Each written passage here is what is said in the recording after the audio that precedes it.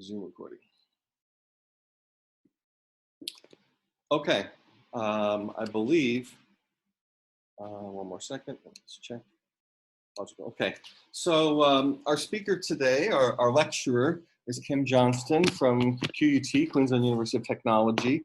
She is going to be talking about engagement. She's an expert on engagement with a recent book that got the Pride Award, I believe, 2 years ago, and yes. a number of articles on the subject, and a very nice person.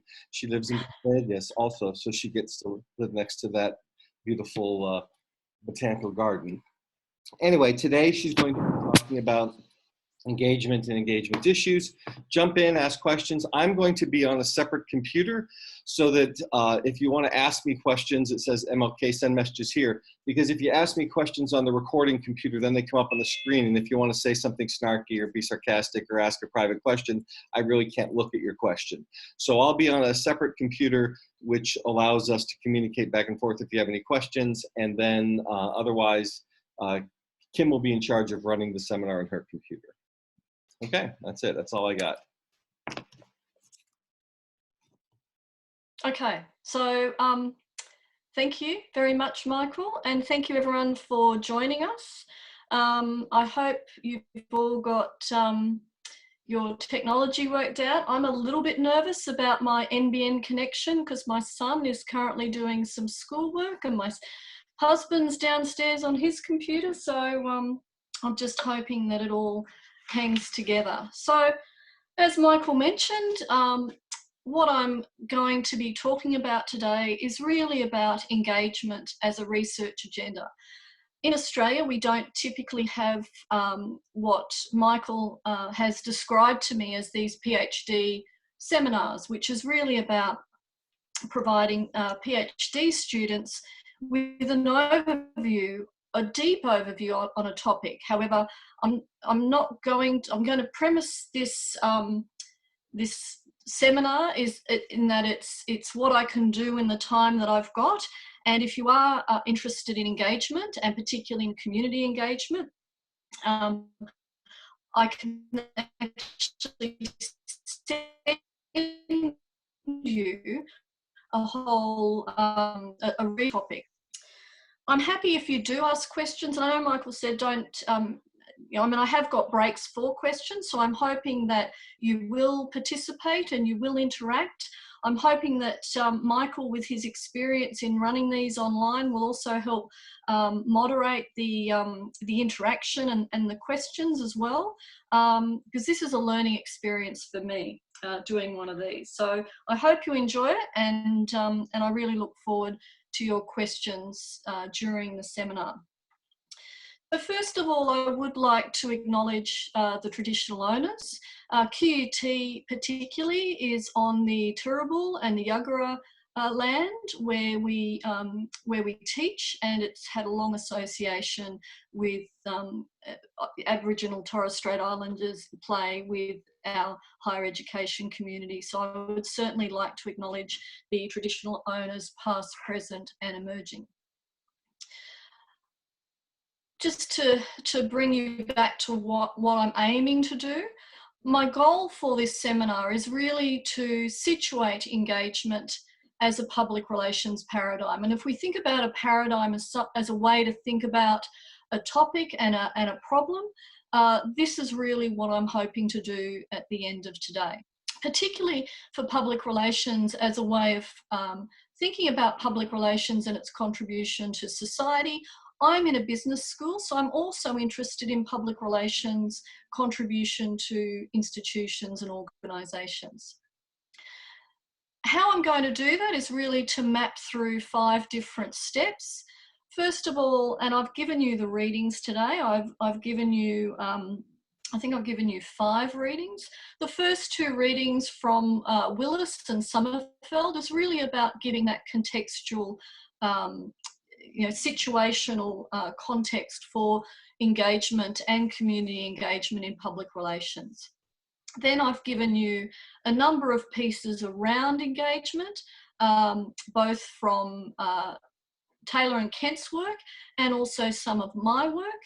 And then I'm going to share with you some frameworks, particularly out of some recent research. And I know that the purpose of this isn't to talk specifically about my research, but I would like to share with you one of the more recent outputs that I worked with Professor Maureen Taylor and Dr. Barbara Ryan from USQ. And of course, Maureen Taylor is now at UTS in Sydney to look at those. I'm also interested in understanding how you are going to further this research agenda going forward. So first of all, I would like to find out who is online. I think we do have about 26 participants. So I'm hoping that everyone will be able to give me a short, summary of who they are and where they're from. And given we have got so many people, we do need to keep it short. But if you would like to start, maybe Sue May, we can start with you. You have to unmute your microphone, remember. Hi everyone, my name is Sue May. I'm actually a PhD student in QUT. Associate Professor Kim Johnston is my supervisor, and Dr. Ann Dane as well. Hi Sue May, welcome. Thank you. Shima? Yes. Hi, everyone. I'm Shima from UNSW. I'm a PhD student, and I'm interested in how activist groups use public relations to gain social capital. Interesting.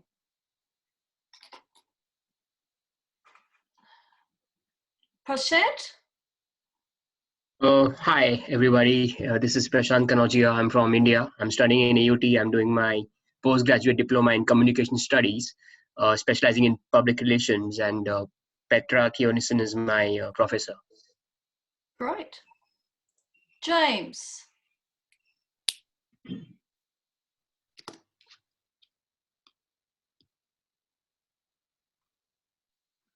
No? Okay, Leanne?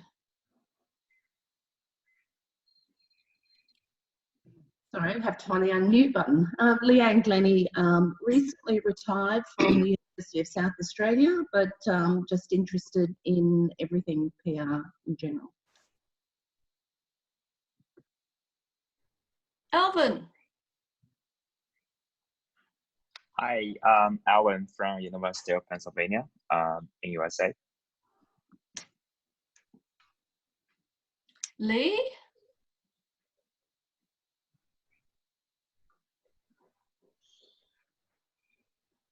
Lee, you're going to have to unmute your microphone. Hi, everybody. I'm Leah at MIT University in the Public Relations program, and I'm an academic lecturer there.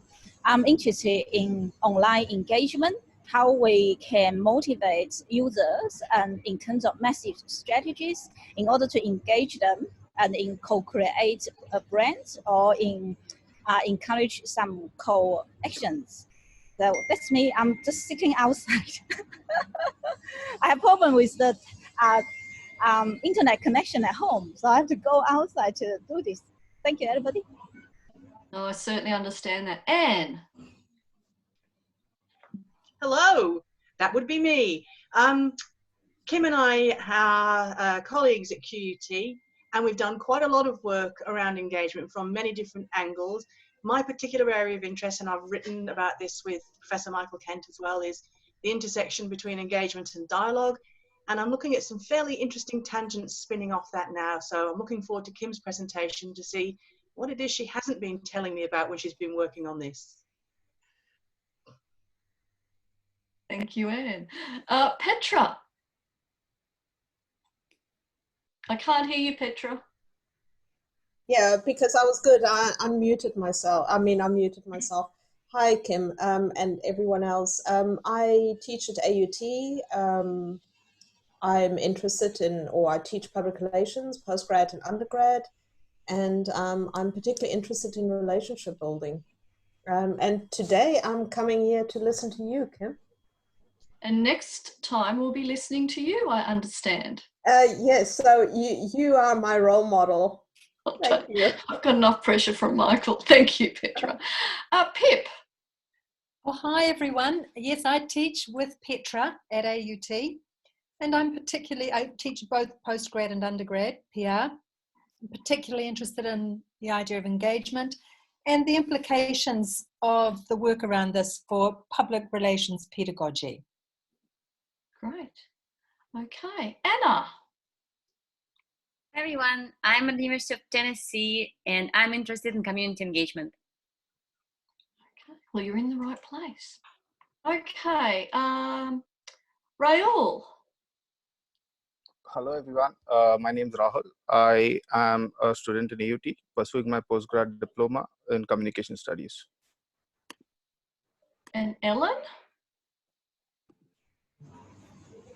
I'm a PhD candidate at QT as well, working with the Misha Meta. But yeah, interested in finding out a bit more about engagement as a research paradigm, Kim. So looking forward to it. Right.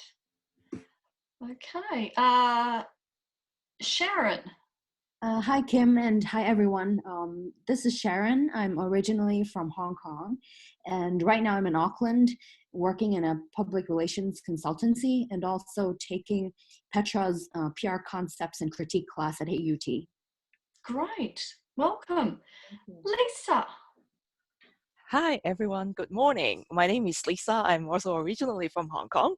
I'm a lecturer in advertising and public relations at QUT, and I work with Kim and Ellen. So we have been working from home, so I really miss you guys, Kim and, well, and Ellen. We need to do more of this. We miss you too. Okay, Cindy. Hi, everyone. My name is Cindy. I'm a current PhD student in AUT, and my supervisor is Petra.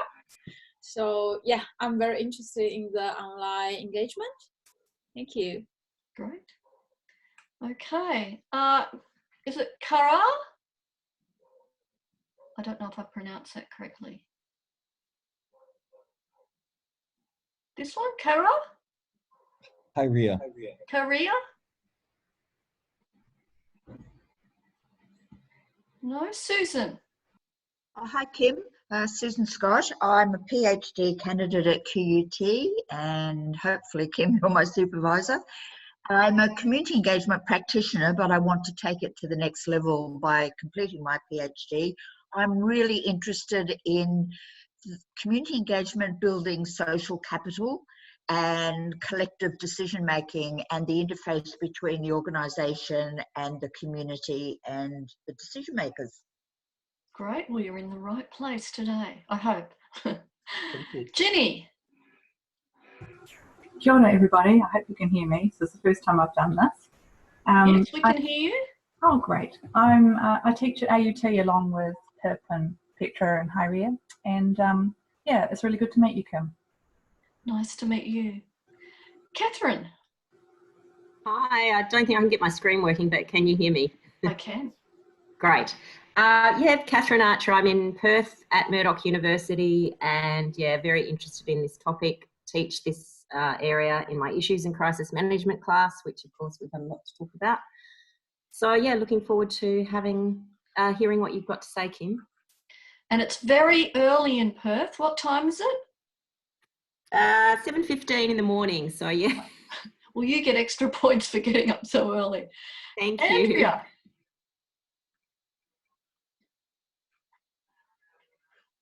Andrea, are you there? Yes, I am. Good morning, everybody. I'm Andrea Casson. I'm a lecturer in communication at the University of Newcastle in Australia, which, with a focus on public relations. Great. Hello. Now, who have I missed? I'm sure I've missed Masab.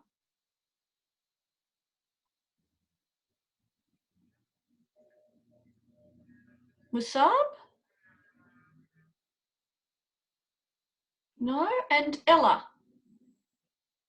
Hi everyone, I'm a university student at AUT and Petra is my lecturer and I have an interest in public relations. Great. Now, have I missed anybody? Okay, so this is really our community of practice.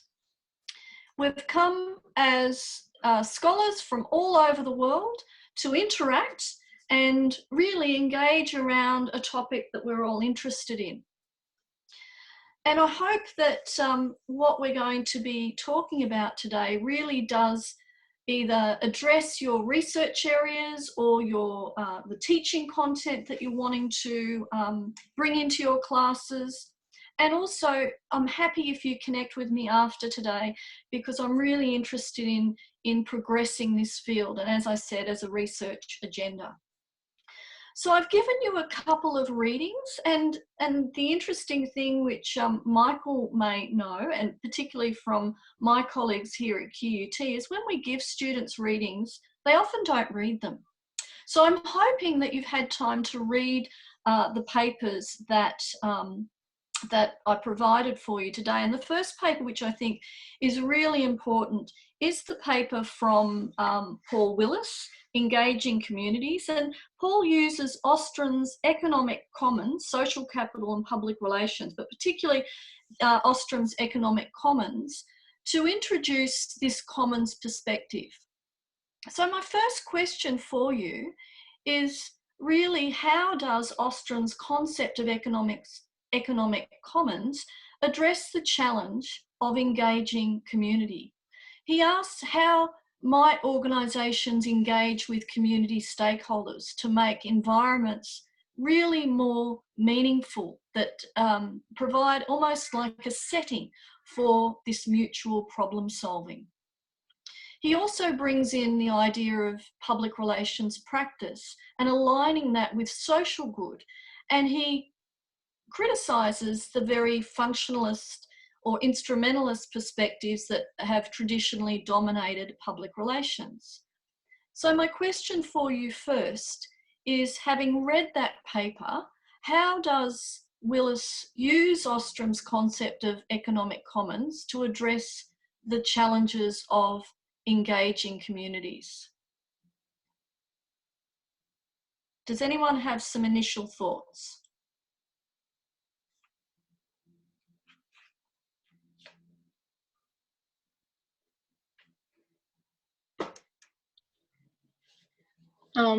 I think Willis argues that community members can interact with each other in order to build trust and social capital. And a community does not need an external force in order to gain this social capital.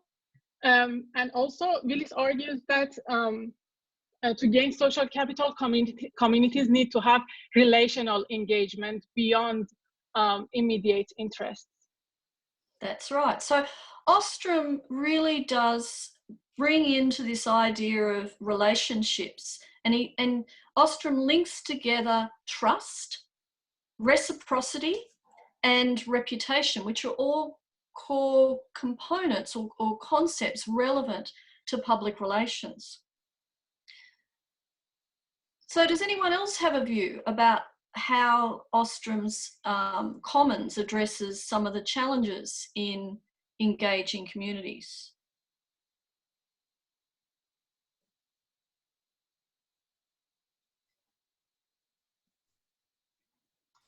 Okay, I'm just going to step in here. It's not put my video on so you can see who's talking. That would help. My understanding of this, having looked at the paper that Kim sent out, was that there's a shift in focus and in emphasis away from the traditional, as Kim's mentioned, like the instrumental functionalist approach, which tends to have economic drivers, which tends to have the profit motive, the benefit to the organization as central. And I think Willis's proposal is to decentralize that focus and to allow something to be generated organically from the interactions between the commons, the members of the society, the community, and to have drivers for the conduct of that conversation, that engagement, and the outcomes that are not profit related. So we're looking perhaps at things to do with, the teleological approach, the greater good, the utilitarian approach, where we are taking a more ethical stance on both the function and the outcome of engagement. Absolutely. And that balancing of power, because I think Ostrom talks about, Ostrom's work is really concerned about community resources, and those resources are really what the capital is within community settings. And he talks about how these resources are collectively owned, and so therefore, because they're collectively owned, they need to be collectively managed within that local community. So Ostrom's work really comes out of the Commons, which was an environmental community, collaborative community governance project, an environmental project over in the UK.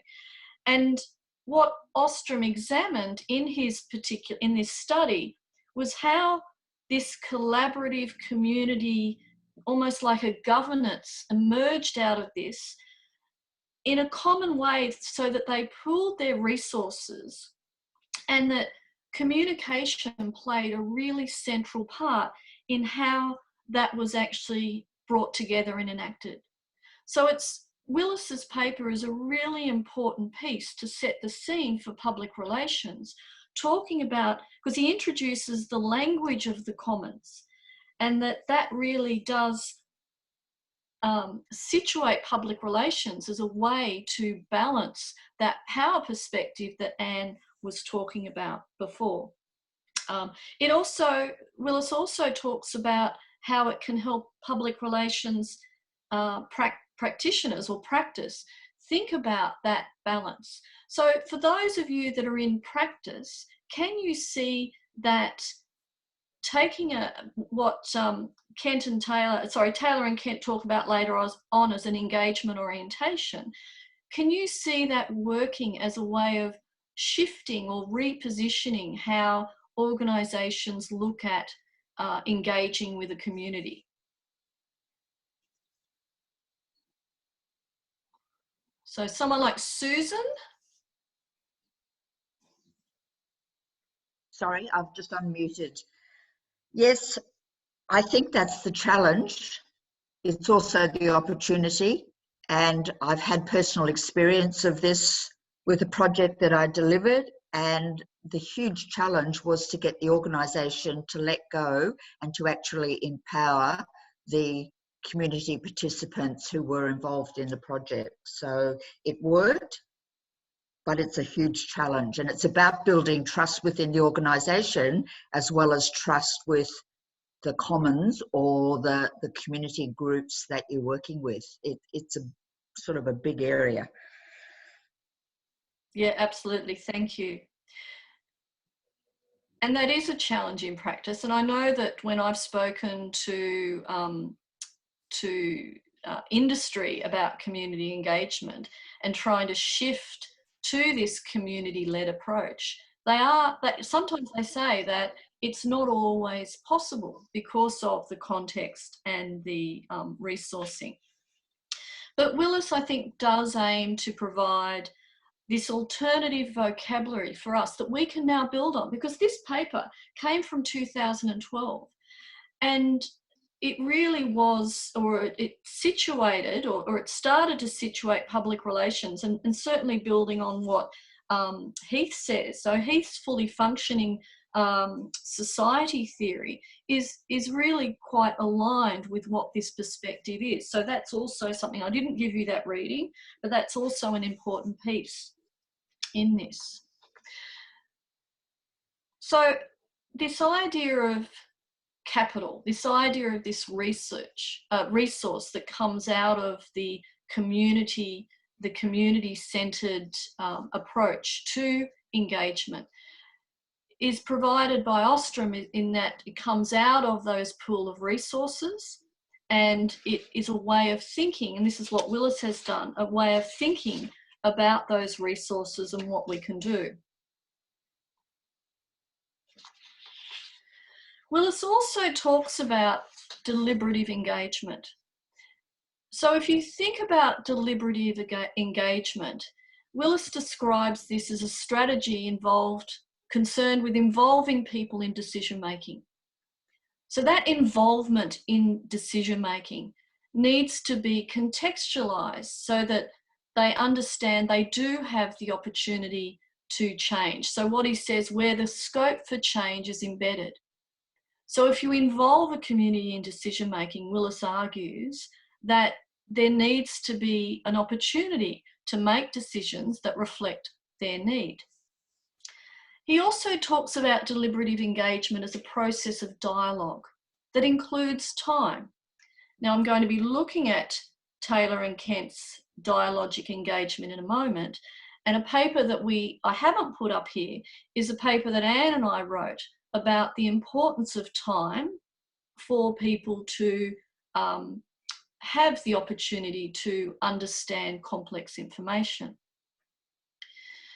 So thinking about deliberative engagement, what I want you to think about is what are the challenges of or opportunities of deliberative engagement, which is involving people, giving them time, a process of dialogue. What are the challenges or opportunities of this approach for public relations, do you think? And I'd really like to hear from all of you. I know that it's hard, we've got quite a few people, but if you can have a think about this, have a few moments to think about it, and then share your list of challenges or opportunities.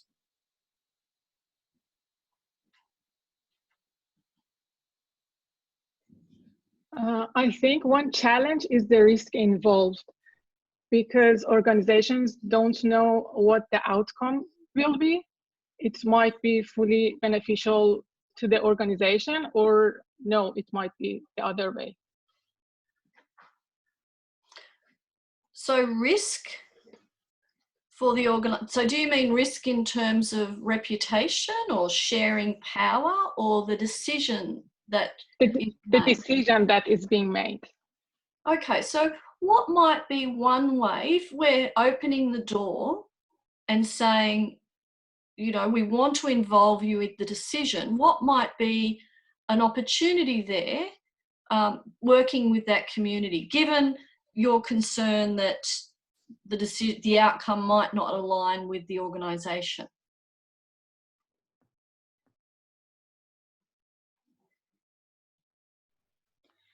When we ask, sorry. Go on, Shima.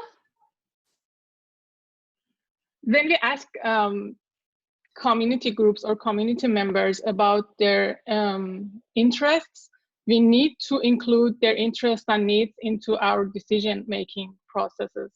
So this is not only our immediate stakeholders that bring input into the decision-making process, but also a diverse or a variety of voices from community groups. Okay, good. So their interests. So the opportunity there for public relations is really about, before you go into a community, understanding the context and the nature and the profile of the community, so we can really understand what their interests are. And I'll come back to voices. Voices is really important, but I'll come back to that in a moment. Susan, were you going to say something? The approach that I adopted, and I've only done this once, but it was about organisational values and also understanding the community values. And I challenge the organisation. If you say you are a customer-centred organisation and you are seeking input into decision-making, then you have to walk the talk, and then giving them the confidence in the process. So I had to educate the organisation and the executive leaders, but it was about values and aligning the values of the organisation with the values of the community. It was a really complex problem, and the organisation didn't have the solution. So let's be innovative. Let's ask the community. Let's see what happens. Let's have the confidence to go there. I had a couple questions and follow-ups. Hold on, I'm going to switch this. Sorry. Okay, so it seems to me that on the one hand, we have this idea that we're here to help stakeholders and publics and we're communicating with them to make things better. But on the other hand, there's a lot of people who don't want to listen, who don't want to change their views on things. So in some ways, we're preaching to the choir. I mean, this is sort of a basic public speaking thing. We adapt to our audience. We frame our messages in a way that the audience will find compelling. As PR professionals, we want to engage them on a level that is meaningful to them.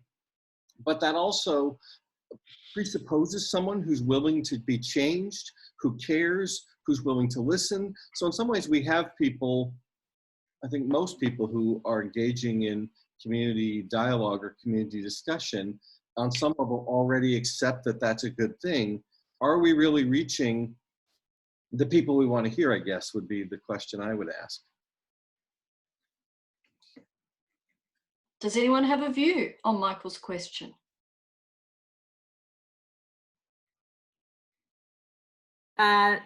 Catherine here. Perhaps not always. And I think we also need to remember that organisations go into community engagement with an agenda. They have their SMART objectives. One of those is being timely. An example I would give right now is here in Australia, the hairdresser fiasco to do with the coronavirus. So 1 minute it's half an hour. Then the union suggested that wasn't possible. So they've changed it to longer than half an hour because of the coronavirus, because obviously a lot of women take a lot longer than half an hour. But then a lot of the actual hairdressers are not happy about that. So they're saying, we actually just want to be closed so we can get some compensation. So I think, you know, as much as you think you're talking to the right stakeholder, often the other stakeholders are the people on the ground who actually don't really want to do what the outcome, or aren't happy with the outcome of community engagement. And at the moment, community engagement is incredibly difficult because it's rolling so fast. Yeah, Catherine, I'd actually suggest that we're in crisis at the moment. We're in a societal level crisis. So I think that the idea of having time and deliberation or deliberative engagement, according to Willis, isn't really possible because, you know, we're in this vacuum of reactive, time-sensitive responses. So I think at the moment with COVID-19, we can't, you know, it's very reactive, and the government is, because I'm on the board of Metro North Hospital and Health Service, and I know that the information that's coming in there is quite significant, and they're making medical-based decisions. And I agree with you. I don't think, my view is I don't think hairdressers should be open, but you know, what do I know? Yeah, it's an interesting situation. But going back to Michael's question, I do agree there's always going to be a percentage of the population that is hard to reach or that is disengaged. And it's almost like if you go back to the continuum of public opinion, there'll always be polarised, strongly held views that in terms of engaging with them and reaching them and trying to influence what they conceive as a problem or as the context for engagement, they're always going to be that hard to reach group. So I absolutely agree with you. What we do need is more research around that hard to reach, hard to reach categories or the disengaged categories of the components of the community, because even for some really important, socially important topics, we still need to engage around with those groups. So for example, the work that Maureen Taylor and I are doing for preparedness, even though they don't want to engage, it's for their health and safety. So this idea, what Susan talked about as being organisational values, and that's really what also Willis raises, is managing those expectations of the organisation, educating them, communicating what the potential benefits that they might not actually perceive from that. And Willis does talk about educating colleagues about the link between communication and social capital. Someone else? Would anyone else like to comment on the challenge of or opportunity for public relations within what Willis talks about as deliberative engagement? Excuse me, Kim. Can I say something? Yes, hi, Leah. Can you hear me okay? Yes, sorry, I may distract everybody else by putting my camera on. Too much. That's good. Yeah, so in terms of community engagement, I think it would be interesting that the model to engage the community online can be different from the model that we can use to engage the community offline. But at the same time, it's also quite good that if we can figure out how to combine the online engagement together with the offline engagement. So that's something I'm always interested to explore further.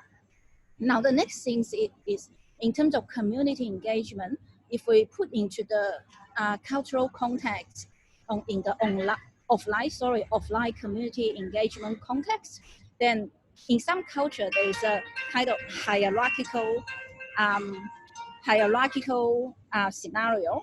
So in that case, it may be difficult to hear a diverse range of voices, because if it's a hierarchical scenario, then there will be a community opinion leader, and that leader tend to dominate, his idea will become the dominant voice. And it also depends on the culture in that community. So if the leadership style is sort of very single, let's say, top-down model, so the community diverse voice will be very difficult to hear. So that means the cultural factor will play a significant difference when the community engagement goes online or goes offline. Now, if it's a kind of online community engagement, this top-down leadership influence may be less obvious, but of course it may also be affected by like a social media policies, or in a general broader sense, how people use online platform to give their voice. So I think that's my view. I probably make it too complicated or talk too much. So it's just the online from offline and the cultural factor, how it makes the difference. And as a result, lead to whether there is a diverse range of voice can be heard. Yeah, Leah, you've actually raised quite a large number of considerations, and I'm going to go to first of all the idea of voice and opinion leaders, and then culture. Listening for, and Jim McNamara does a lot of work around listening, and this is particularly important in a community engagement setting. So this idea of listening for silent voices, quiet voices, recognising that within some communities and community structures, there are obviously opinion leaders and leaders that are either legitimate or potentially illegitimate.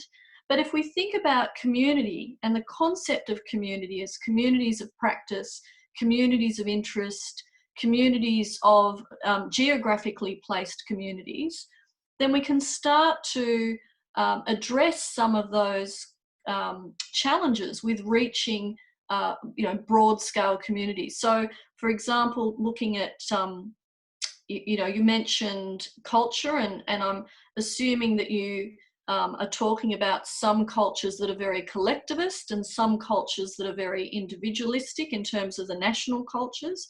I can certainly understand that the voice of community members in cultures that are reluctant to give a voice that is alternate, or give an opinion that is alternate to someone that is in power, is a challenge. But as public relations practitioners, I believe that we need to look for those voices, and if we're not hearing those voices, we need to find alternate ways to find those voices and to give them, empower them to share their opinions in ways that are safe and constructive for them. You talked also about online. Now, I have a view that, and I know that there's a lot of engagement literature coming out about online engagement. I have a view that that is something a little bit different to what we're talking about in, and I'll come to that, I might come to that a little bit later, because when we look at how do we measure engagement, then some aspects of online only allow a very low level of engagement. So a like on a Facebook post or a retweet on Twitter isn't necessarily, in my view, engagement. It's just something that, you know, you don't get a sense that they are actually engaged. And I might move on into this, into the next one, because I'm just very conscious of time. So thank you for those that participated in I'm going to move on to the next reading, which is by Sommerfeld. And while Willis, I've given you this reading because while Willis situated it as a very community-led engagement, as a community-led practice, Sommerfeld's view of the resources and the capital that comes out of in terms of public relations creating this social capital is somewhat different to Willis. So I've said here that, I'm just going to get rid of all of these for a moment. Lisa had a question, actually. Oh, sorry, I didn't see that. Go, Lisa. She was asking me, but I was saying she should just ask you because you're in charge. Hi, sorry. So it's related to what you talked about in relation to the people who do not want to be engaged. Yeah. So is it ethical to engage the people who do not want to be engaged, even if they are the most affected publics? Let's say an organization has to demolish their homes and actually needs to engage them. That's a really good question, Lisa. It depends on what the topic is. Some community members might not understand, you know, it's not that I'm subscribing situational theory of publics to this particular seminar, but if they don't understand the consequences or the impact or even the topic. So I know that Maureen Taylor and I have been talking a lot about we have to build capacity in communities to allow them to engage. Some communities and individuals within communities either have, you know, they're time poor, or they have low literacy levels, or they might have language barriers, or they might not feel the personal skills to be able to share their view.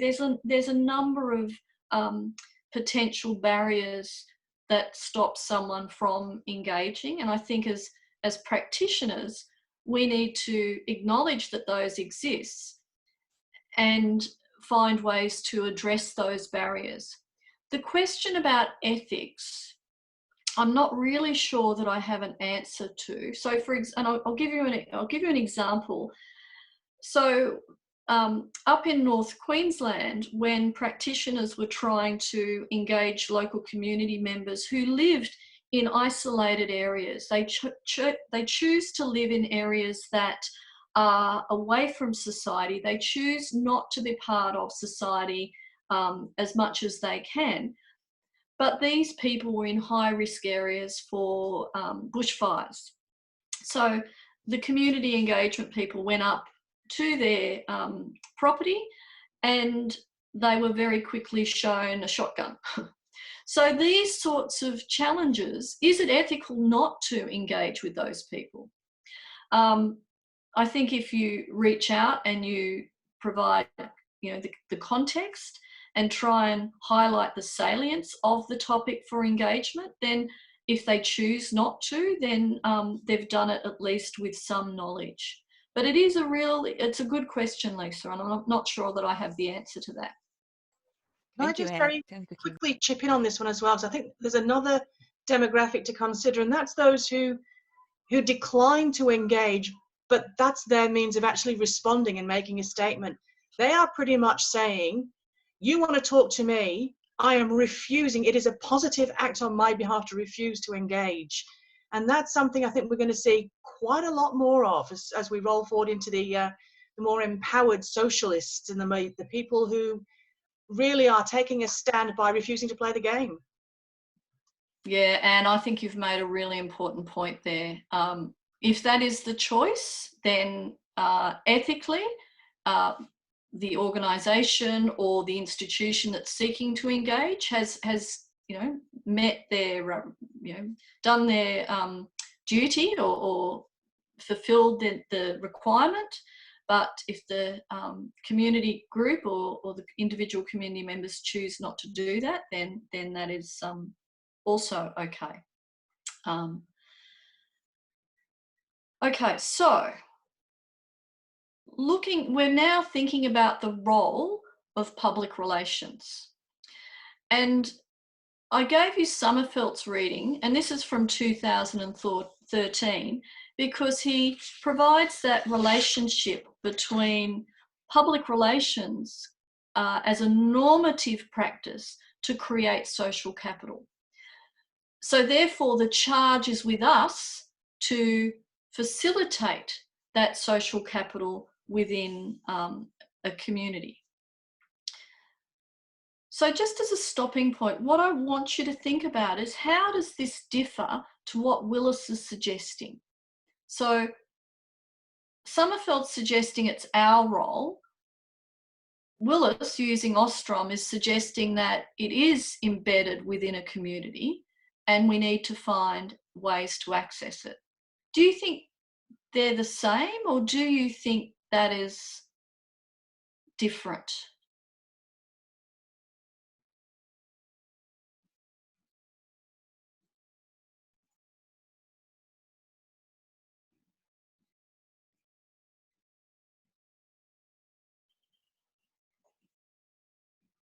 Okay. Sommerfeld introduced the idea, well, he didn't introduce the idea of public sphere, but Habermas talked about public sphere back in 1996. And Sommerfeld has introduced the idea of public sphere as this place between state and society. So this is really this space where there can be common ground developed, or there can be civil debate or debate to come to that agreement, or discussion to come to some agreement, particularly of socially significant issues. And that's the other point I want to make about community engagement, is we're often dealing with complex, wicked problems that are not easily solved, that benefit from diverse perspectives.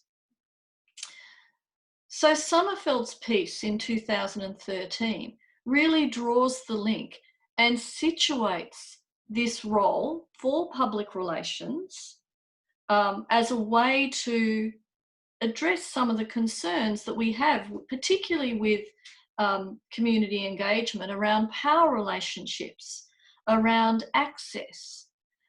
But Sommerfeld's saying that it's our responsibility as public relations to facilitate access to this public sphere. And out of that public sphere comes the formation of social capital.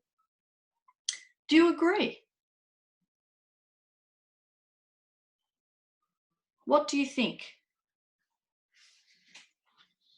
Okay, I'm just going to chuck a pebble in the pond here.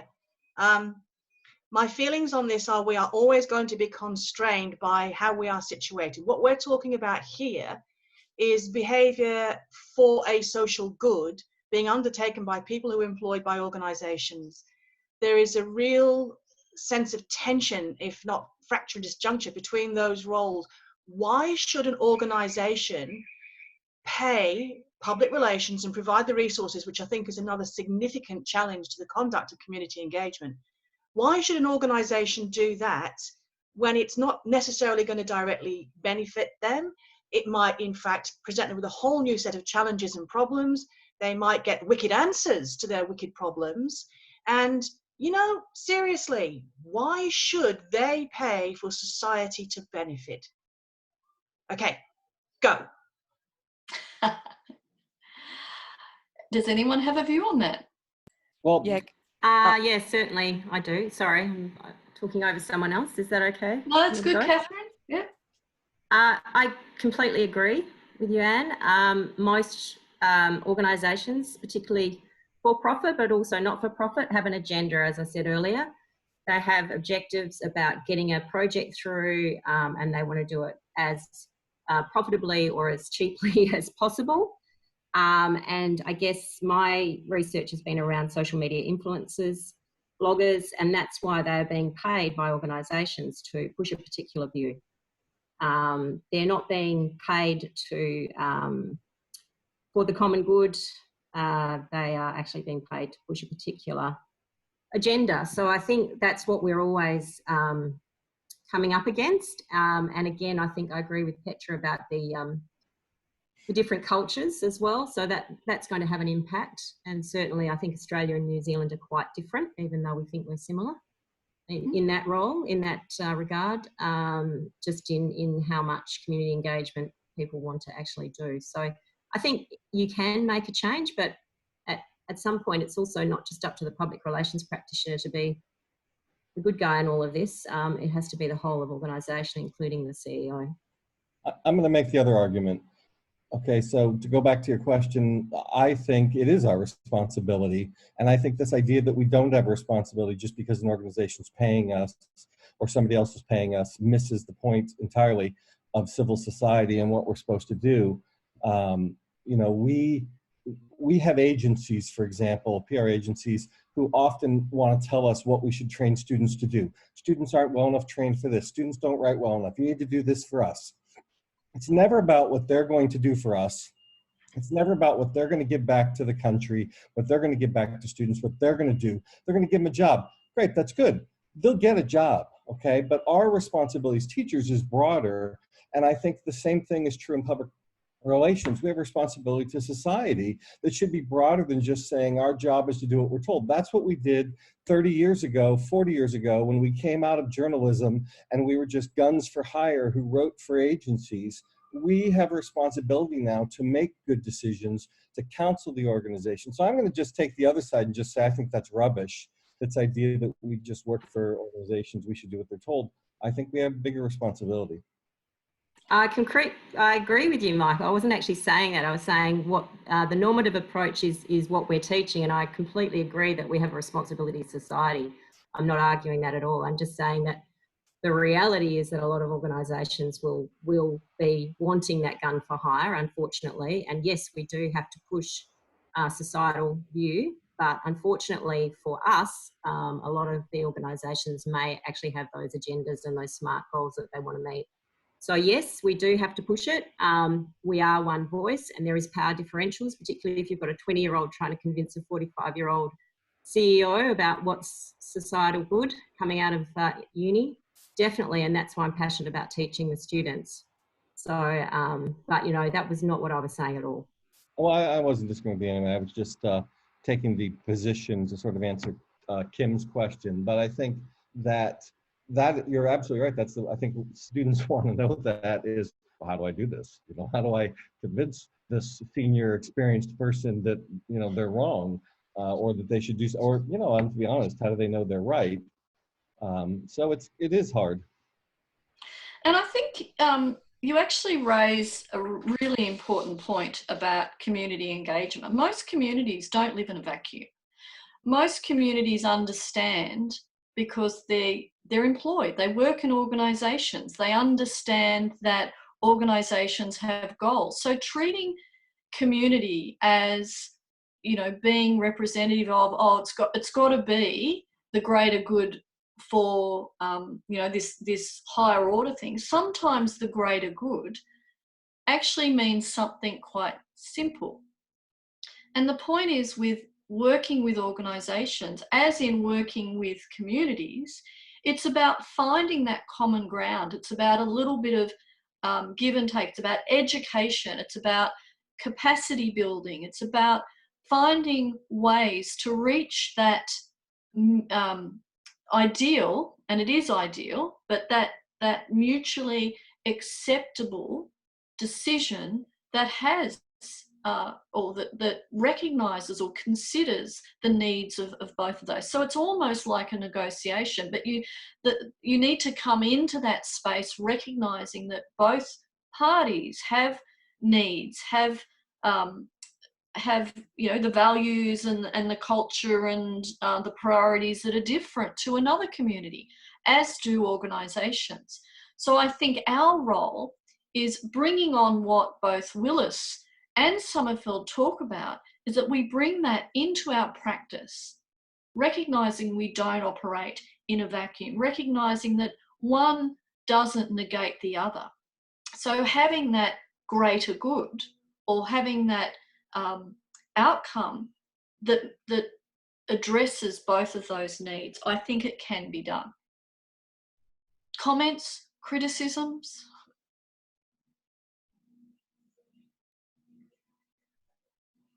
Okay, so now I want to move into a couple of other pieces that I think are really important for studying engagement. So we've talked a lot about social level engagement, such as community engagement. I want to bring you back now to the idea of engagement as a concept. And Taylor and Kent's piece in Public Relations Research was a really important piece, because it started to operationalise what engagement is for public relations. Now, Taylor and Kent brought engagement or examined engagement using dialogic theory, and they had, have I got them on here? And they were able to use dialogic theory from Pearson's work as a way to conceptualise what engagement was. And they identified the steps of engagement that really contributed to a dialogic approach to public relations. So if you think about engagement, and we'll talk more about what that is, but if you think about engagement as having a foundation in dialogue, what I want to hear after you've read Taylor and Kent's article, what do you think are the strengths and weaknesses of what they're proposing?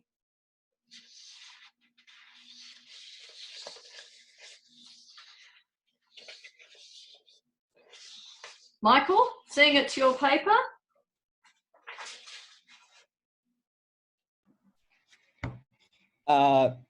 Okay, well, of course there were no weaknesses. It was a brilliant paper, but I actually think that the way the conversation's been going for me is the bigger picture is that we talk about genuine engagement and how to engage. And I think the vast majority of what we do is centered around what are the skills people need to engage effectively? How do we help them? How do we train them to be good engagers? How do we train them to be, to be good in conversations? It all presupposes this sort of liberal democratic view of people who want to participate in society, and everybody has resources and we're there to help people. And I think the other side of it is the darker side that we see so much lately is just that there's so many people who don't want to be engaged, who don't want to participate. Is there a way? I don't say is there a way. There is a way. I don't know what it is yet. But I mean, how do we engage those people? How do we get them interested? How do we get them excited? How do we get them to want to participate? And I actually think we need to turn more to some of the persuasion research that's been done in psychology and in some other fields to look at the way people think about these issues and how they think about ideas so that we have a better toolkit for engaging. I absolutely agree. And a lot of what my research has shown is that it does have really, that's why I'm doing a psychology degree starting in May, because we really need to have that knowledge of individual psychology as a way to understand what's happening. The hard to reach, I think, is an ongoing challenge. And if anyone has a PhD student, that's a perfect topic. But there is a paper by, I think it's Brackhurst et al. It's actually a report that was written some time ago now. It was written for the Victorian government, and it's actually called Hard to Reach. And it's a really good overview approaches taken to both recognising those groups that are hard to reach and some strategies to address those hard to reach groups. But going back to, sorry, Kim, I wanted to ask, we talk about reaching the hard to reach groups, but do we need to? That's my question, is do we really need to read the hard to? There's an assumption that they want to be reached. And I'm just wondering, do we really need to? And I'm just playing devil's advocate here. Does anyone have a view on that? Yep, just because they're hard to reach doesn't mean they're impossible to reach. It doesn't mean they don't want to be reached.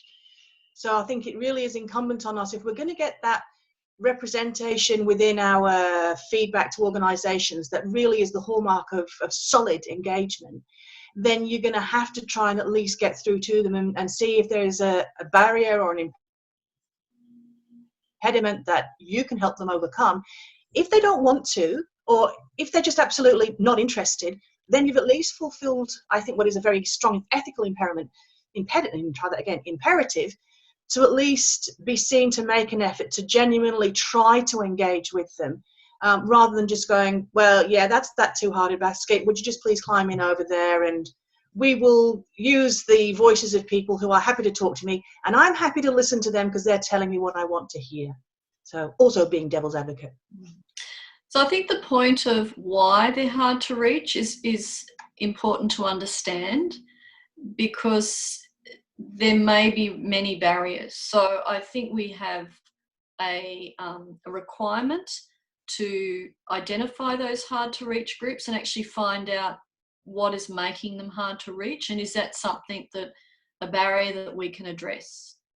But I do think if we're looking at civil society and we're looking at our contribution to that, then we need to make sure that there is representation in any community engagement effort.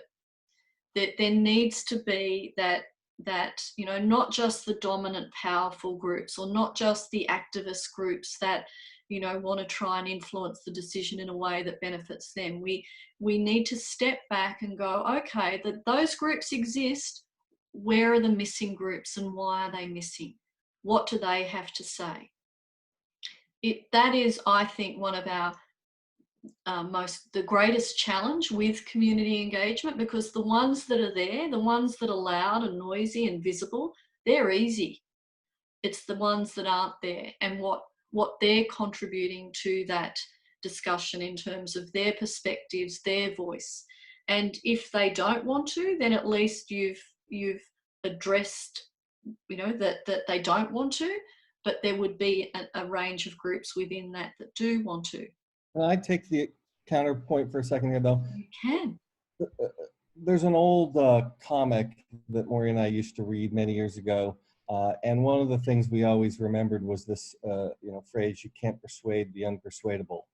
And it seems like there's a lot of people who are simply unpersuadable. And my point would be that we talk about, you're describing that we have this responsibility and we should try to get them into the loop, and we should try and I think there's many who we can't.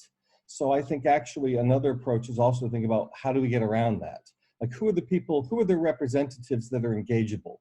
If we can't get people to engage on their own behalf, like, we know that people don't make rational decisions often. They don't act in their own best interest. If we can't get people to engage on their own behalf, I think our responsibility isn't to engage them at all, but I think our responsibility might be to find those who can engage on their behalf. Who are the people that can speak for those people that won't engage with us?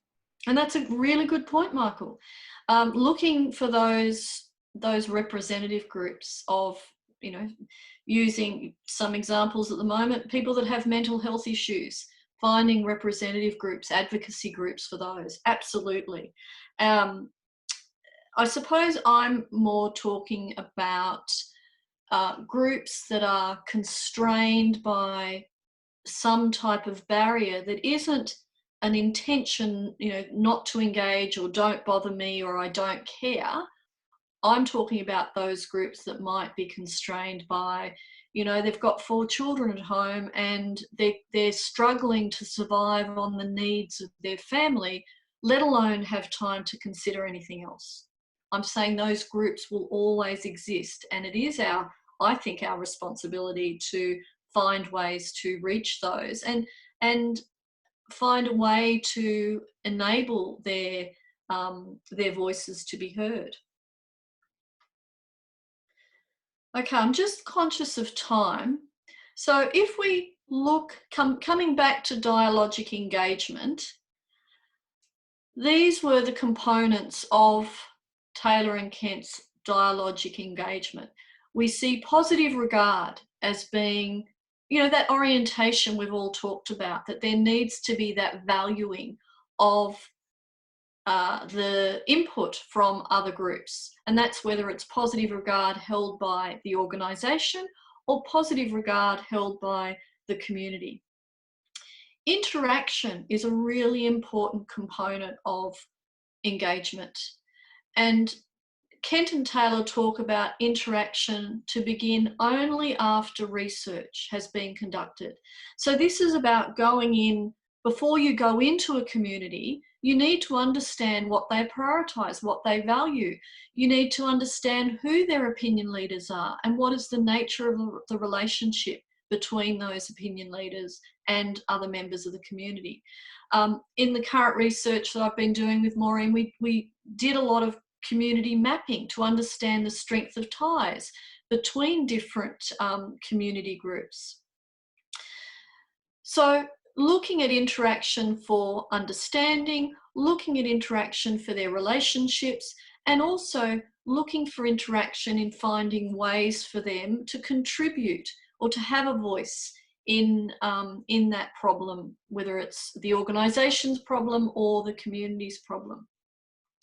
Taylor and Kent also talk about the quality of that interaction as it contributes to that society and having that recognition of that interdependence. So that's what I was really looking at before in terms of the strengths and weaknesses. And we probably addressed that in the previous discussion because there is challenges to that approach. There is questions about, is it just ideal, or is it actually doable in the context of public relations practice?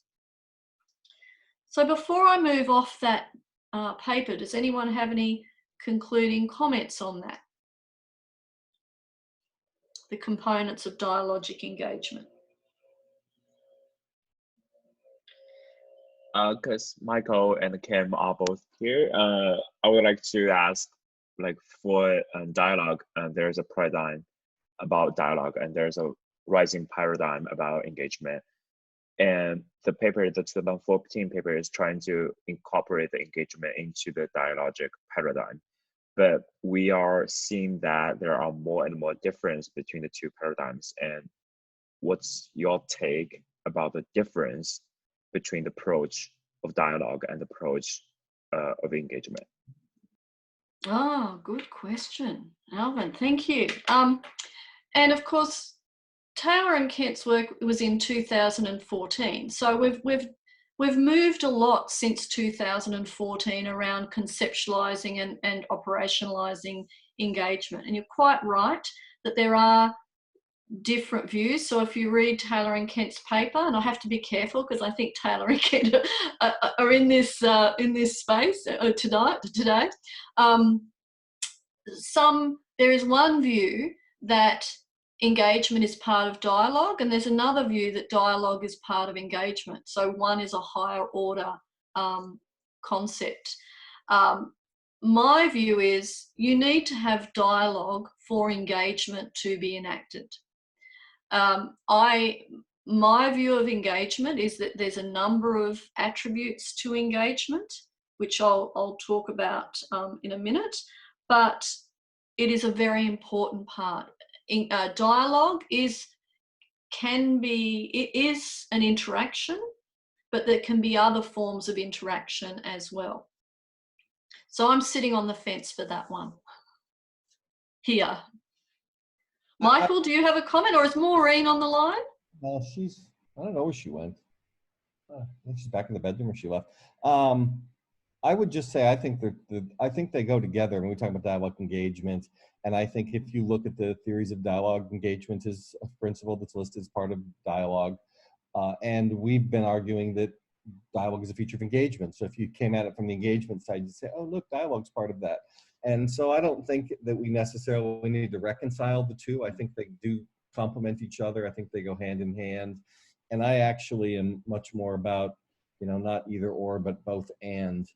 And so I don't think we gain anything by trying to, decide which has priority. I think we can use them both to do things.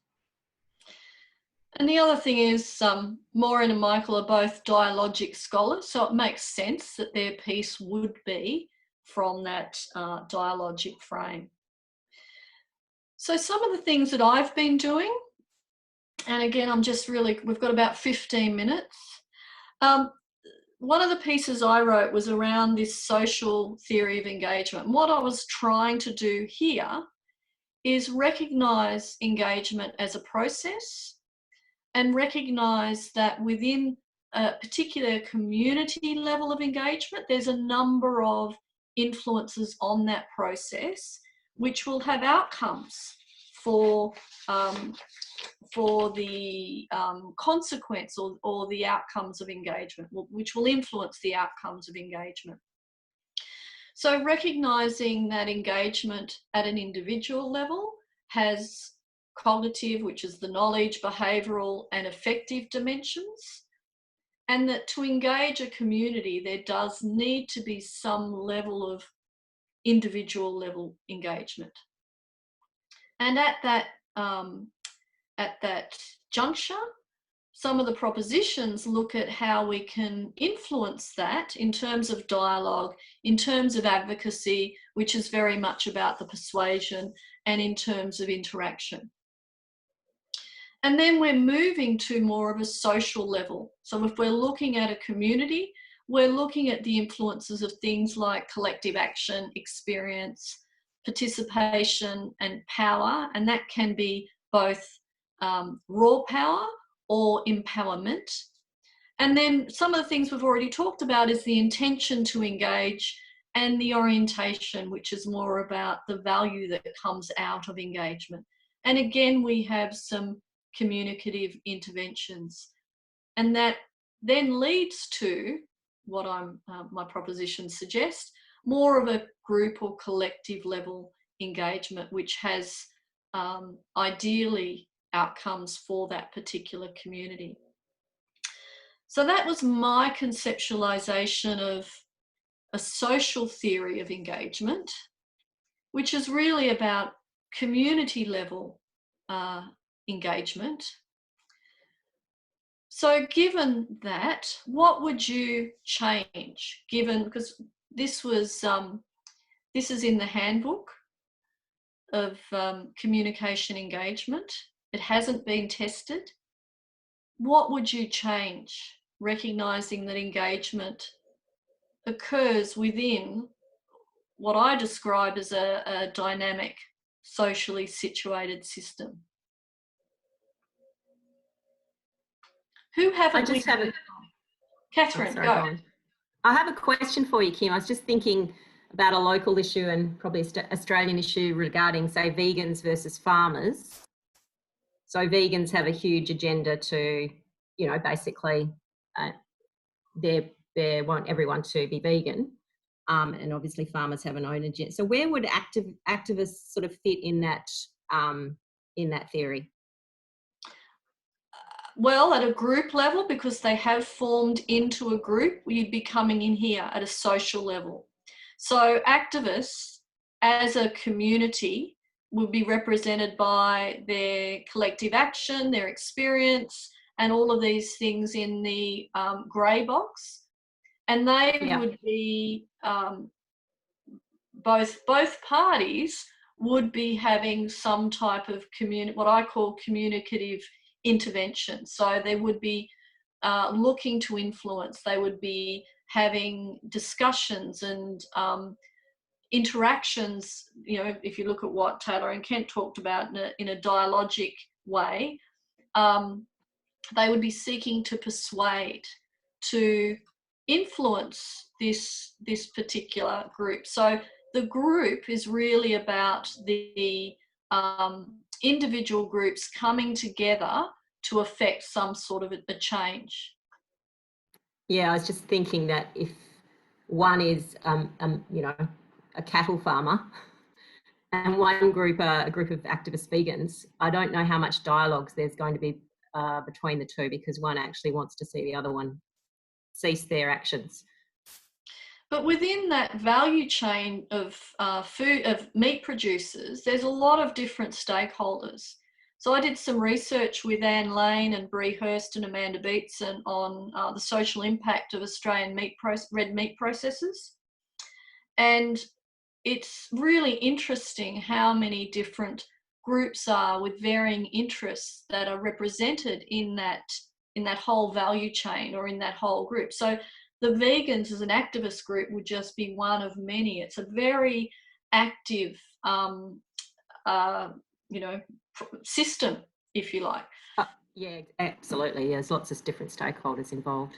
So I yeah, no, thank you. If you're looking at it as a system, you'd need to actually map all of those different groups within this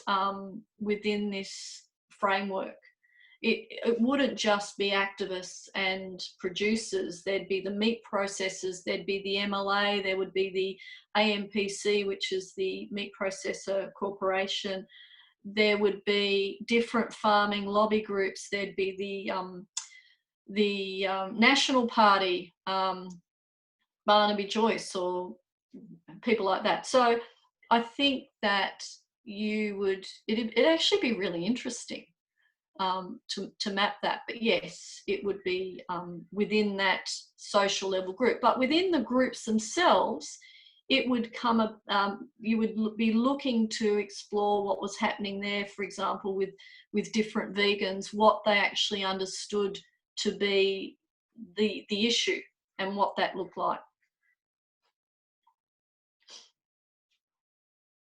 Just by way of clarification, the P1 to P10 are the propositions that you propose? Yes. Okay, yes. So you've kind of got it. I haven't got the propositions here because there's 10 of them, and but they are in the reading. Yeah. And I'd be happy to take questions afterwards about what the have I got them here? I don't think I have got them here. Sorry, just bear with me for a moment. No, I haven't. I didn't print them off. But the propositions look at the relationships and the testable arguments, if you like, between each of those different components. But there's 10 of them. So do you see it as a continuum in that framework, from sort of obviously the individual to the group? I don't see it as a continuum. I see it as a system. Okay. And it's a system because the group outcomes of engagement will influence what people know, feel, and do at that individual level. So it will actually be more what I consider to be circular.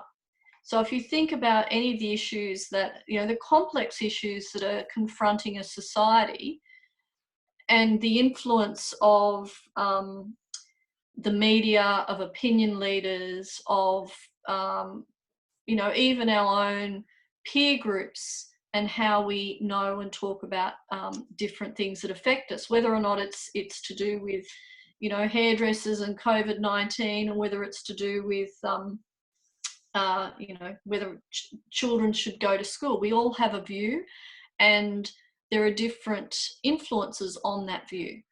And that then is brought from an individual level to a social level, to our groups, and we're looking to influence what those decisions are for us as a group.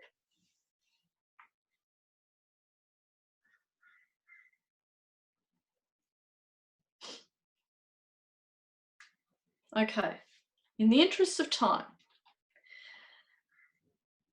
So given everything we've talked about so far, what do you think are the most important characteristics of engagement moving forward to inform theory and practice?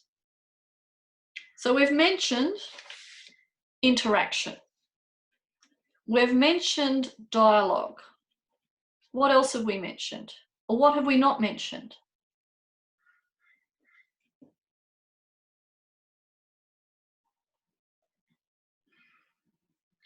We've talked about with Willis it being community-centred and community-led, if you like. Well, Anna had to leave, but she had started asking some of these questions a while ago with you know, engaging with game theory and some other things. I think there's a sense of engagement. Hold just a second, I think I lost my train of thought there for a second. There's a sense of engagement as, the sort of self-fulfilling aspect of engagement, that we spend a lot of time wanting to talk about engagement as something we do to people and from an organizational standpoint, and how do we engage people.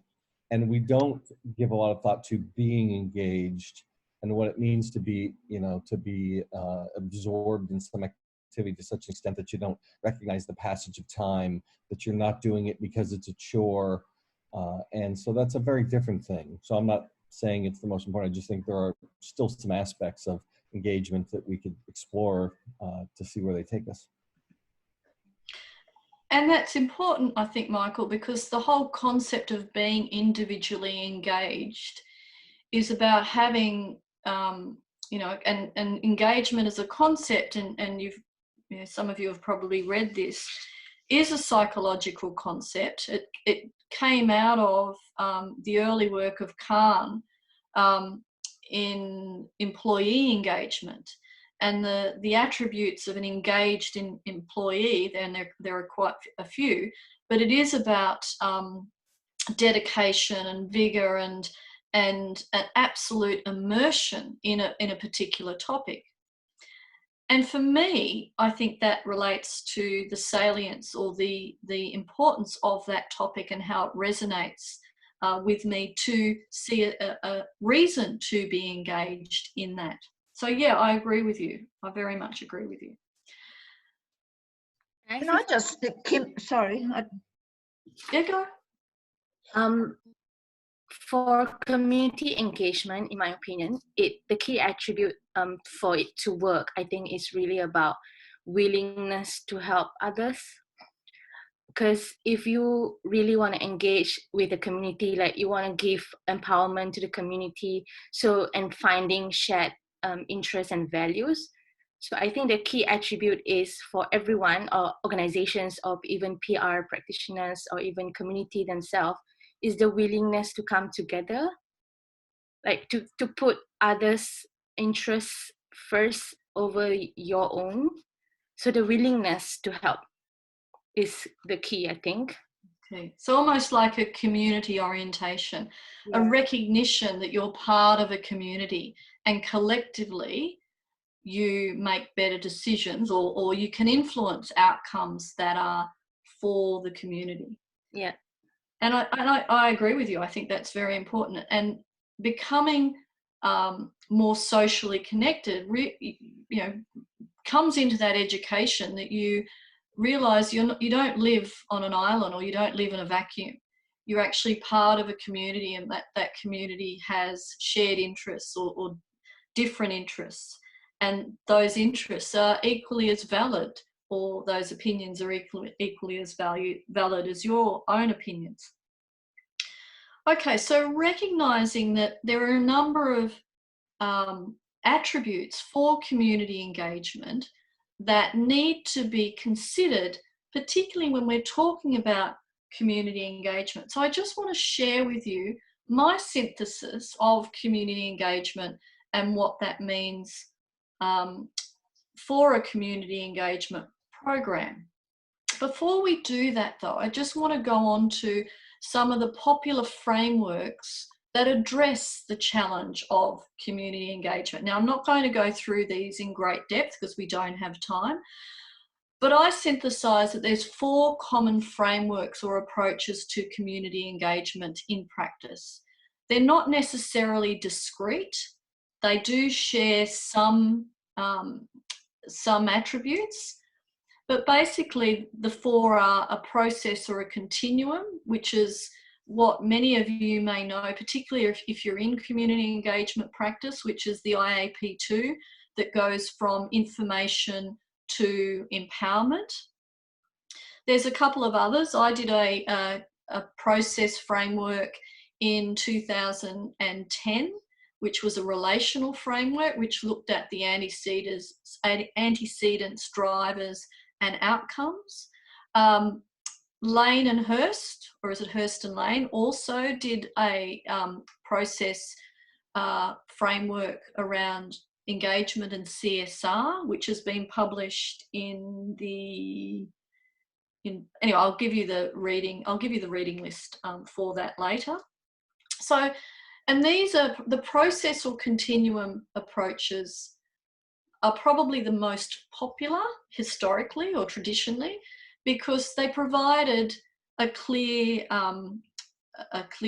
choice. They're a series, in my view, particularly IAP2, is a series of choices that a practitioner can make to address a particular problem.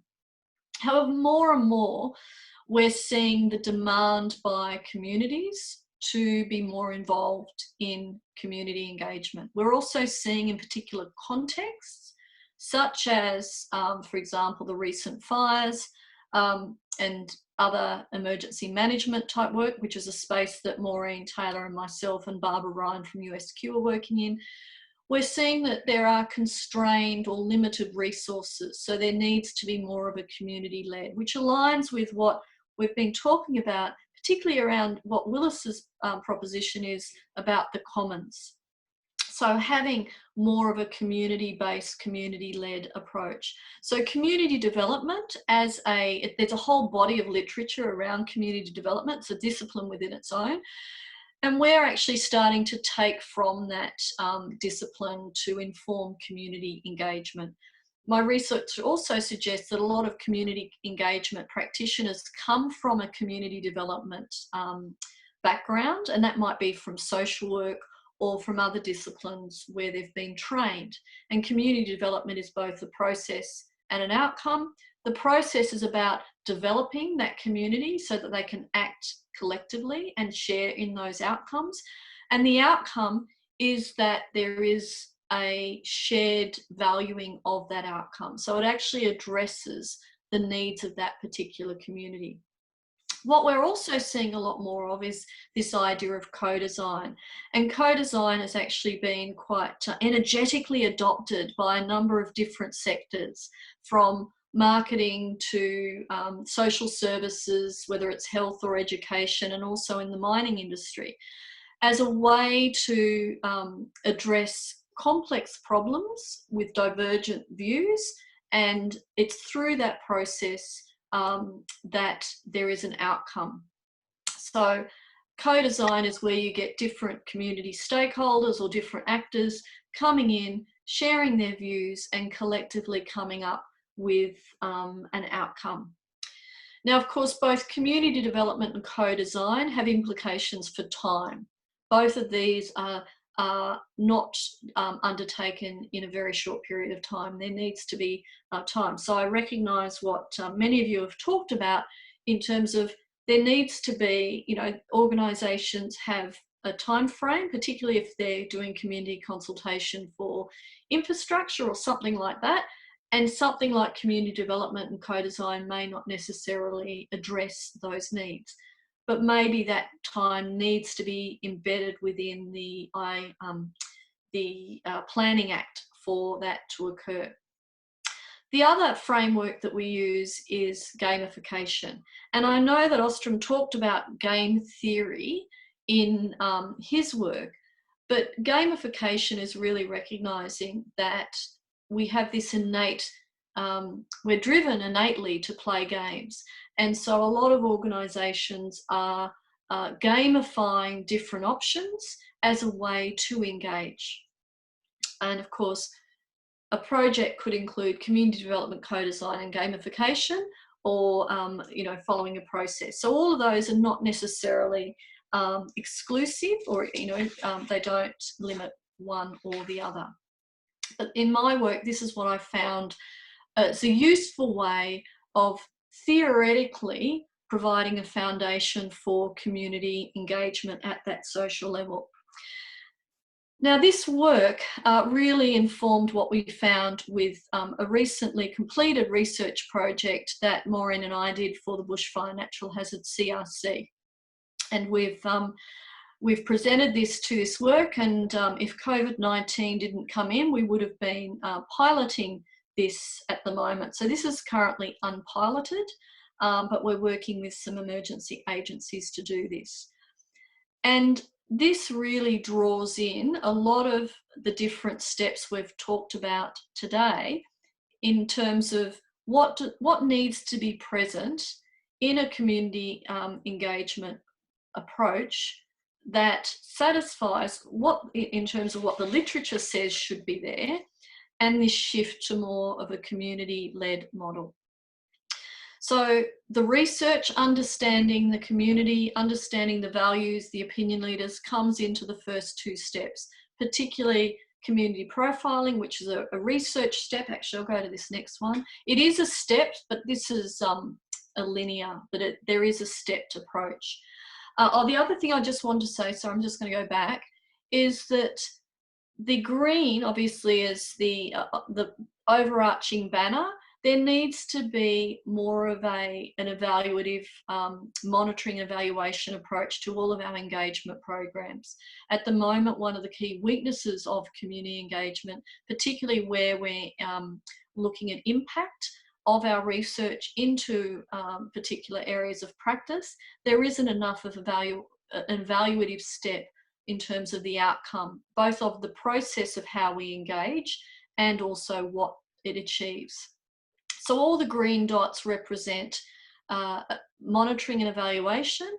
The triangles represent slippage, in that a community, if something happens to a community or an event happens, they can actually slip back or slip forward on those steps. But there's a whole report. I've given the link there. There's a whole report that you can read if you're interested in finding out more about that. But basically, each of those steps has aims. There's also tools and tactics that support those steps. And of course, the idea is that up until community programs, it's really something that can be used for any type of problem until we get to the local hazard action, which is the response from that. So I haven't got a question about this particular model. I just want to share some of the recent work that I've been doing here. So I don't know if anyone has any comments about that. Does anyone have any comments about that research?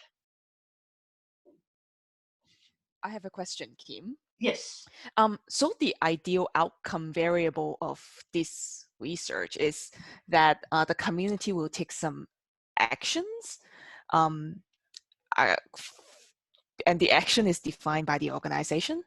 So if a particular action is already defined by the organization before the engagement happens, is this still engagement?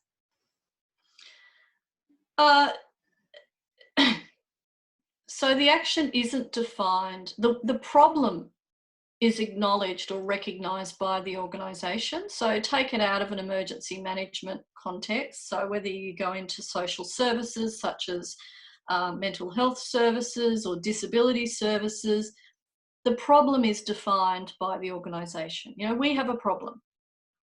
And that problem might be demonstrated in a number of different ways.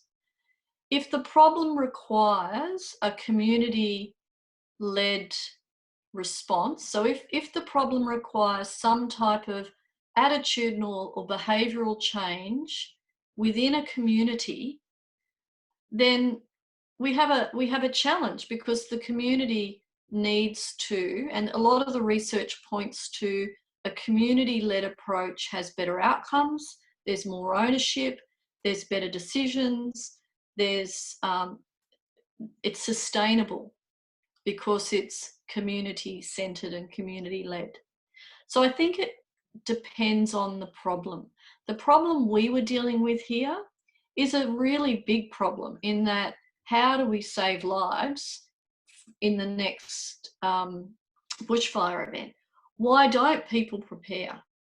What is it about their community that is a barrier to them preparing? Is it personal competencies?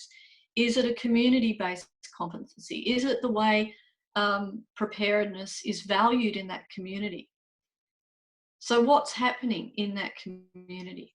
So the problem is defined by the organisation or the institution, not the outcome necessarily, unless, well, I suppose the outcome is this goal, but the actual choices that community make to achieve that bigger goal might be different. So one community might do some things, another community might do other things. I don't know, did that answer your question? Yeah, that makes sense, Keith. The reason why I raised this question is because one community engagement practitioner shared with me that an organization wants to create some behavioral change, and that they approach a social marketing agency and they see it as an engagement problem. So they propose an engagement solution. And to a very large extent, the engagement solution actually makes a lot more sense than the social marketing solution. So thank you for explaining that to me. Well, social marketing basically applies the principles of marketing to a social problem. It is still very organisation-led. So if the community, if you take a social marketing problem, if the community don't want the product, then there's nothing you can do. This approach is far more time intensive, and in the early stages it's quite organizational intensive, but eventually when you get to capacity building, that's where you're almost training the community to have communication channels and outcomes that allow them to trial the certain behaviours and attitudes and understand what that actually means for their community. So the first stage is very much that research, which aligns with what Taylor and Kent said about undertaking research before you actually approach an interaction with dialogue. This is the same. You need to understand the community before you go in. You need to understand the connections. And this is where we did relational mapping to understand what are the social networks. So the work of Adam Saffer is really important in this space because it actually allows you to look at who is in that community. And what, Leah, you were talking about earlier about having those opinion leaders which might dominate particular views or dominate the conversation. This actually, a relational mapping approach allows you to identify and understand what the nature of those relationships are. Okay, I'm going to jump in with two things. First, actually, I think worth noting is praise for the kind of research you're looking at here. And I think a lot of people, we look at the research and we see, oh, someone studied dialogue again, somebody studied engagement again. I'm going to count messages on Twitter. I'm going to count messages on Facebook. There's so many more, I think, important problems and significant problems that we can address with this research. And I actually think you're getting at some of that. So I just wanted to sort of give you a shout out for that. And then also, you need to wrap us up. Okay, I'm going to wrap you up. So, last question. And I'm really interested, and I've given here the chapter out of the Handbook of Engagement, which I hope that you've all received. I gave you that chapter because it does give, at the point in time, which was 2018, a summary or a summary of some of the key thinking around engagement, around communication engagement. That chapter also provides a definitional landscape, which I think is really important, given every article I review says, oh, there's no agreement on the definition of engagement. I'm really sick of reading that. So there is some, and having agreement around definitions, I don't think is that interesting. I think what is more interesting is which definition you choose to take in your research and what that means for your research. So I would encourage you to read this chapter, which I'm going to end on, because it does give you an overview of what's happening in engagement at that particular point in time. So the key themes being social and relational, interaction and exchange, and it's dynamic and multi-dimensional. But I do want to alert you to, in that particular paper is a table that talks about challenges for measuring engagement and the tiers, which might align with some of the questions you have around social media and engagement, because that's also something we need to pay a lot more attention to. So finally, I want to hear a little bit about some of your engagement research. We've heard a lot about the need to understand more, disengaged, hard to reach, those types of questions. What other questions do you have in terms of what you want to study and why?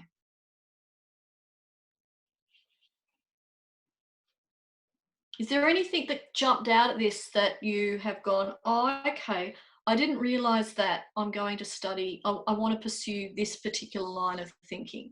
Or is this all that something that you knew? Hi, Kim. I think I'll share mine first. So I'm interested in the power sharing aspects of engagement. So from my perspective, I feel that individuals and organizations would always feel that they are overpowered by other people or by other organizations. So I would like to study that in my future research, probably from a psychological perspective, and hopefully with you, if you don't mind. Yeah, no, that's great.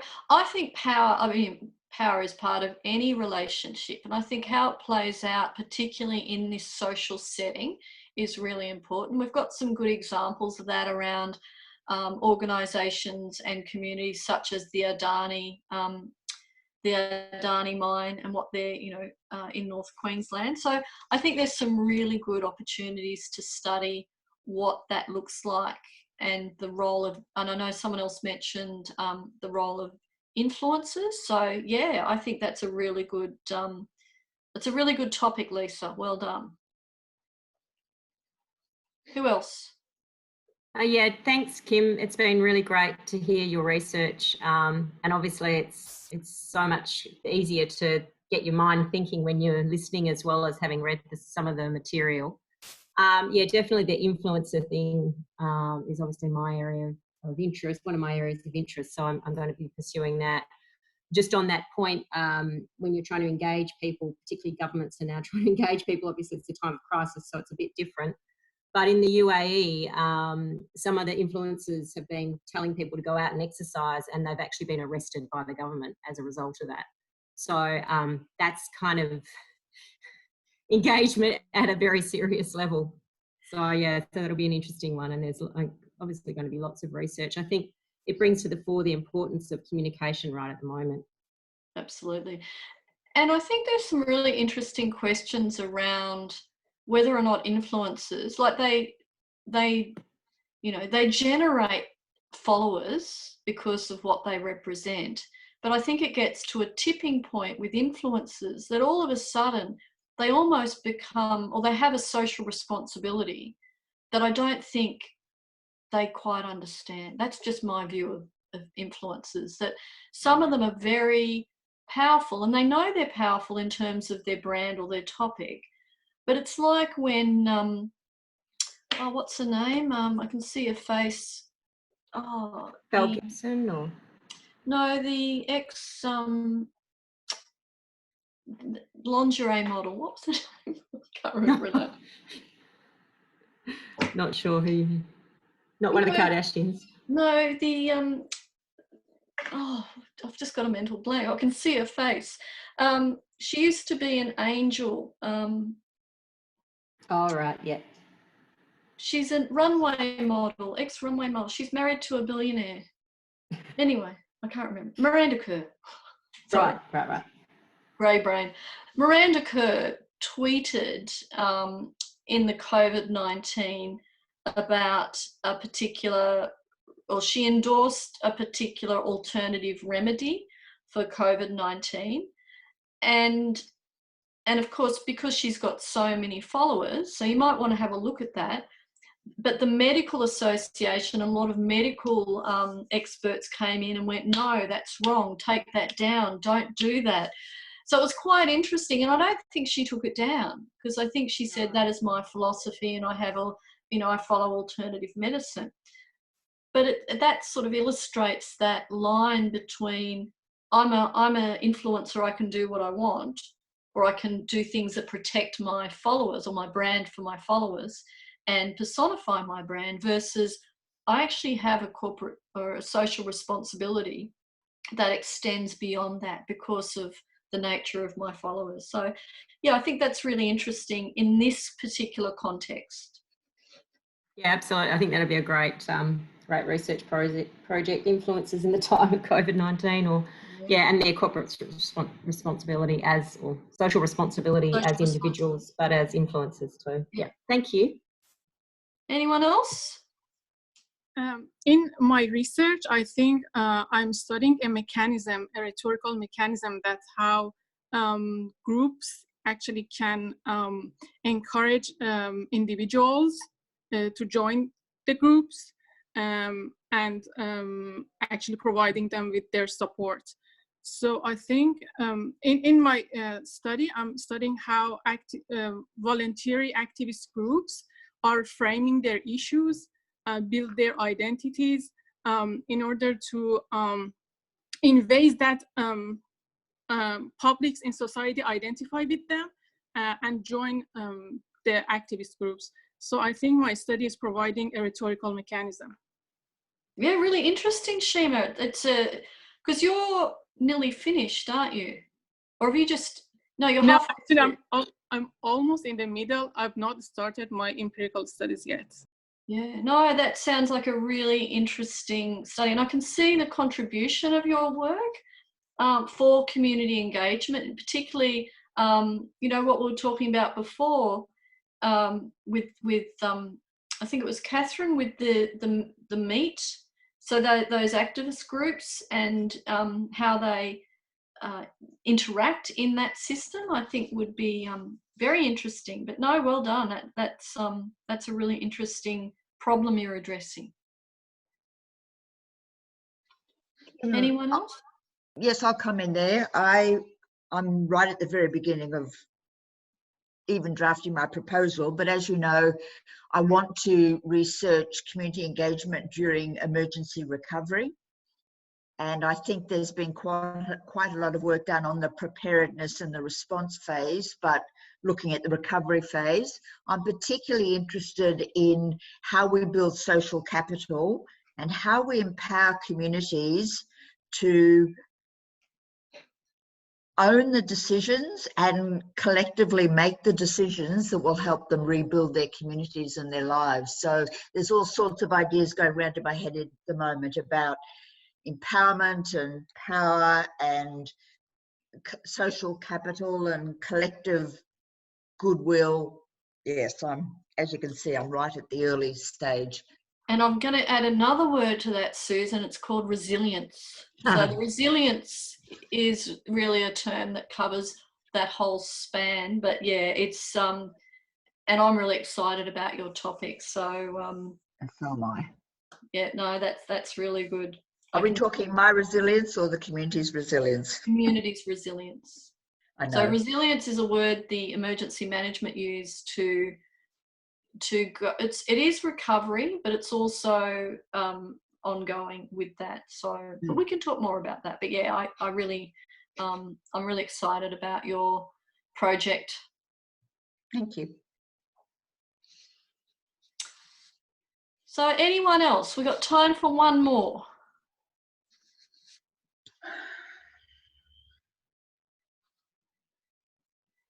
No, you're all talked out. Okay.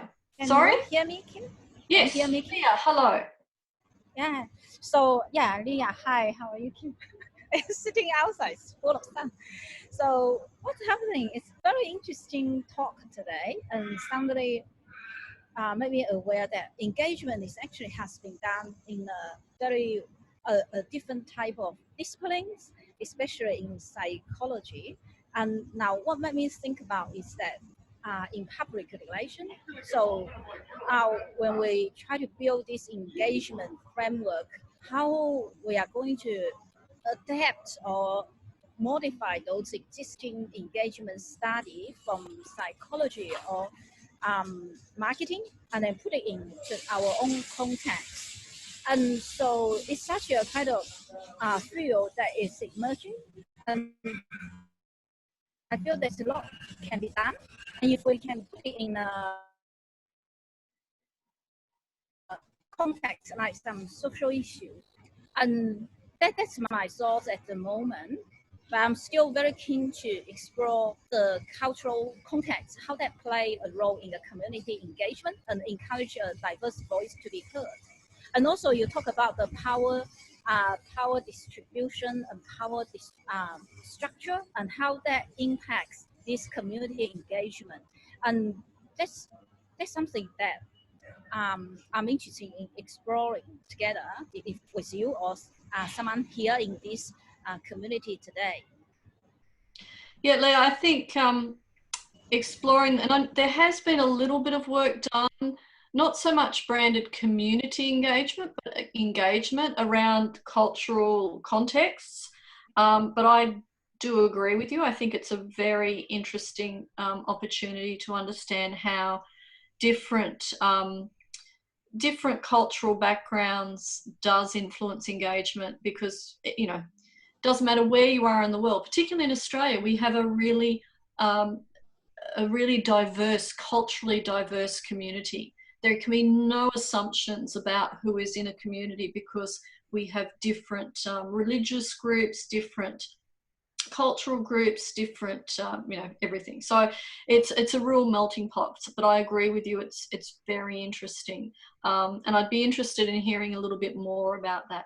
In terms of borrowing from other disciplines, certainly there's been a lot of work from people like Brodie and Hollybeek around consumer engagement, and Anne and I have just published a chapter in Linda Hollybook's book on about an engagement networked approach. So I think there is lots that we can learn and take from. I think we need to be careful that even though we're drawing on some of these, that we actually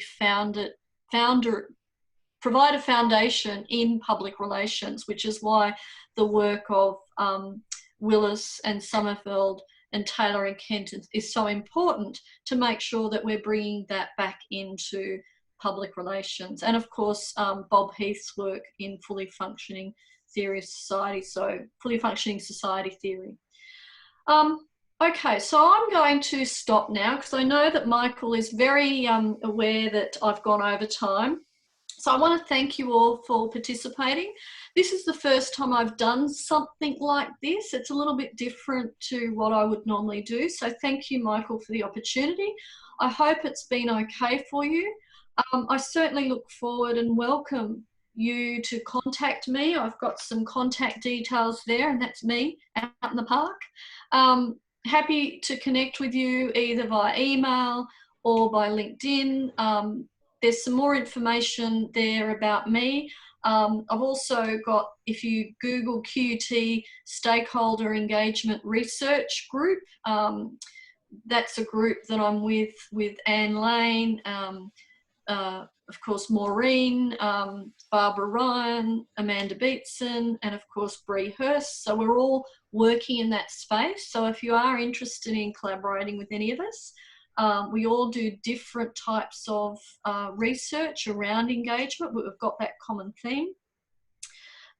There's lots and lots of opportunities with engagement in the literature. There's lots of gaps. We're very fortunate that there is such an opportunity here in terms of scholarship. So yeah, let's continue the conversation. So thank you. I'm going to stop now. I'm going to stop sharing my screen and hand it back to Michael. Okay. Thank you all for coming, and I hope you have a wonderful time. Walk down your houses. We will have another one of these in a month, and as I mentioned in one of the notes, I think I'm going to try to encourage people to send me their videos that they're doing already for the classes on various topics. I think we could add those to the YouTube page and sort of start filling it out with some other interesting content that people have already created. Okay. Absolutely. Thank you, everyone. Bye-bye. Bye. Thank you. Bye.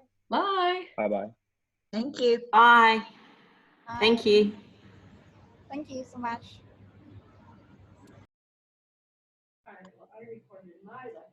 Okay. I'm going to stop recording. Figure that out.